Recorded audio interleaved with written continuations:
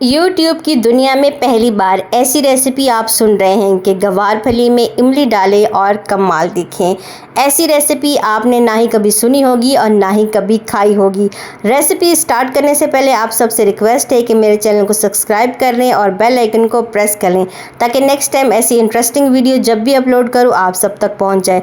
Recipe को हम start कर लेते हैं। बिस्मिल्लाहिर्रहमानिर्रहीम। यहाँ पर आधा किलो मैंने गवार फली ले ली है, इसको पानी में मैंने डिप कर लिया है। इसी तरीके से हमने इसको बॉईल कर लेना है। सिंपल आपने पानी में डाल देना है और अच्छे तरीके से इसको बॉईल कर लेना है। अब हम इसको करते हैं साइड पर। यहाँ मैंने कढ़ाई ले ली है, ग्वार फली हमने बॉईल करके रख ली। इसके बाद हमने कढ़ाई ले लेनी है, इसमें मैंने डाला है 1 कप कुकिंग ऑयल। इसके बाद यहाँ पर 1 प्याली भर के मैं डाल रही हूँ प्याज। 4 मीडियम साइज़ के मैंने प्याज लिए हैं, इनको अच्छे तरीके से चॉप कर लिया है। ये प्याज आपने 1 कप ऑयल में शामिल कर देने हैं। रेसिपी को आपने गौर से देखना है, गौर से समझना है, उसके बाद आपने इस रेसिपी को बनाना है। पहले गौर से देखा करें, समझा करें, फिर बनाया करें। फिर कमेंट बॉक्स में कोई आके शिकायत ना करे कि भाई आपकी रेसिपी जैसे आपने बोला था वैसी नहीं बनी। पहले गौर से देखिए, समझिए, चीज़ों का ख्याल कीजिए कि कितनी कितनी चीज़ें डाली हैं, किस किस पॉइंट पर डाली हैं, कितना टाइम लगा है एक एक चीज़ को कुक करने में। उसके बाद आप रेसिपी को बनाइए। आपकी रेसिपी एज इट इज़ वैसी ही बनेगी जैसा कि मैंने स्टार्टिंग में कहा था। अच्छे तरीके से हमने इसको मिक्स कर देना है। लाइट ब्राउन हमारे प्याज होने चाहिए, इससे ज़्यादा हमने इनको ब्राउन नहीं करना। जैसे कि आप इनका कलर देख रहे हैं सेम यही कलर होना चाहिए। इसके बाद यहाँ पर मैंने 1 चम्मच भर के अदरक लहसुन का पेस्ट ले लिया है, ये हम इसमें शामिल करेंगे। इनको भी अच्छे तरीके से हमने मिक्स करना है। किसी भी चीज़ को आपने स्किप नहीं करना, किसी भी पॉइंट को आपने मिस नहीं करना। अगर आप रेसिपी को स्किप करके देखेंगे तो आपकी रेसिपी ख़राब भी हो सकती है। अच्छे तरीके से प्याज़ों में हमने मिक्स कर देना है अदरक लहसुन को। इसके बाद मैंने यहाँ पर खुश्क मसाले लिए हैं जिसमें गरम मसाला है, लाल मिर्च है, हल्दी है और नमक है। ये सारी चीज़ें मैंने आधा चम्मच ली है और नमक मैंने जायके के मुताबिक लिया है। इसके बाद अच्छे तरीके से हमने इन मसालों को मिक्स कर देना है। तमाम मिर्चों को, तमाम प्याज़ों को अच्छे तरीके से आपने मिक्स कर देना है। ठीक हो गया। मसाले को आपने अच्छे तरीके से भूनना है, मसाले को आपने कच्चा नहीं छोड़ना। ठीक हो गया जी। हर बात को गौर से देखिएगा, गौर से समझिएगा। इसके साथ यहाँ पर देखिए मैंने 2 टमाटर लिए हैं, हाफ कप पानी में डालकर इनका मैंने फ़ाइन पेस्ट बना लिया है। अच्छे तरीके से इनका मैंने पेस्ट बना लिया है। ठीक हो गया। ये पेस्ट बना के मैंने रख लिया है। अभी हम 2 मिनट इनको भूनेंगे और इसके बाद हम इसमें डाल देंगे वही पेस्ट जो मैंने पहले आपको दिखाया, टमाटरों का पेस्ट। ये हम इसमें शामिल कर देंगे और इसको कर देंगे अच्छे तरीके से मिक्स। 2 मीडियम साइज़ के टमाटर लें, आधा कप पानी लें, उसको जग में डालें, फाइन पेस्ट बना लें और इसमें ऐड कर दें। अगर आप चाहें तो छोटे छोटे चॉप करके भी टमाटर डाल सकते हैं, लेकिन मोटे मोटे आपने टमाटर नहीं डालने।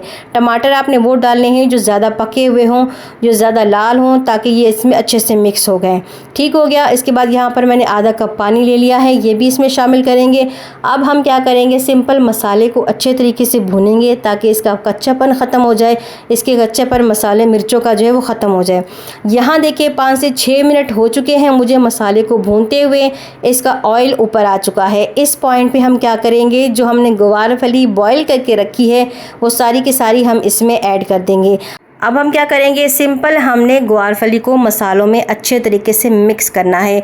ये पॉइंट आपने गौर से समझना है। अगर कोई किसी ग्वार फली पे मसाला नहीं लगा तो वो बिल्कुल सादी रह जाएगी। तो यहाँ पर आपने थोड़ी सी मेहनत करनी है कि मसाले और ग्वार फली को आपने अच्छे तरीके से मिक्स कर लेना है। इसीलिए मैं स्टार्टिंग में से कहती हूँ कि आप लोग वीडियो को गौर से देखा करें, गौर से समझा करें, ताकि आपको प्रॉपर रेसिपी का जो तरीका है वो पता चल सके। यहाँ देखिए मैं किसी भी चीज़ को स्किप नहीं कर रही, सिर्फ आपको दिखाने के लिए, क्योंकि सिंपल सादे तरीके से हमने ग्वार फली को बॉईल किया है तो अच्छे से हम इसे मिक्स करेंगे।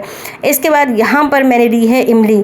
इमली को मैंने पानी में भिगो के रखा था। यहाँ पर मैंने ली है 1 कप इमली का पल्प लिया है। 1 कप छोटा वाला जो है वो इमली का पल्प लिया है। सिंपल मैंने इमली को पानी में भिगो के रखा, अच्छे तरीके से उसे मैश किया। मैश करने के बाद हमने इसको छान लिया। छानने के बाद वो पल्प आपने सिंपल इसमें ऐड कर देना है। यहाँ पर इसको करेंगे अच्छे तरीके से मिक्स, ताकि हमारी इमली जो है हमारी ग्वारफली पे अच्छे से लग जाए। पहले मसाला लगेगा सादी ग्वारफली के ऊपर, उसके बाद इमली लग जाएगी। तो आप खुद सोचें कि ये रेसिपी कितनी ज़्यादा मज़ेदार और इंटरेस्टिंग बनेगी। इसके बाद क्या करेंगे, हम तकरीबन 5 मिनट इसको मीडियम आंच पर अच्छे तरीके से पका लेंगे। यहाँ देखिए जी 5 मिनट हो चुके हैं और माशाल्लाह देखें इसका पानी बिल्कुल खुश्क हो चुका है। इमली का पानी आपने खुश्क करना है, इमली का पानी उसमें नहीं रहना चाहिए, इतना आपने इसको खुश्क करना है। 5 मिनट इसको तकरीबन पका लेंगे। इसके बाद हरा धनिया डाल देंगे, खूब सारा हरा धनिया डालें, उसको अच्छे से मिक्स करें। सिंपल आसान सी रेसिपी लेकिन खाने में इतनी मज़ेदार है कि जब आप इसे खाएंगे ना तो उंगलियां चाटते रह जाएंगे। कमाल की रेसिपी है। जो भी आपके घर में ग्वारफली के नज़दीक ही नहीं जाता, एक बार उसको ये रेसिपी ज़रूर खिलाएं। नेक्स्ट टाइम वो आपसे रिक्वेस्ट करके ये रेसिपी ज़रूर बनवाएंगे।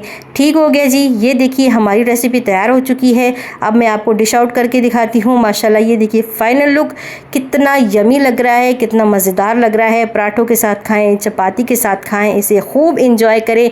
रेसिपी अगर आपको पसंद आए तो अपने प्यारों से, रिश्तेदारों के साथ इसे शेयर करें।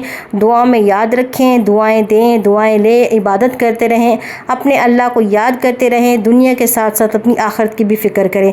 अपना बहुत सारा ख्याल रखिएगा। अल्लाह हाफ़िज़।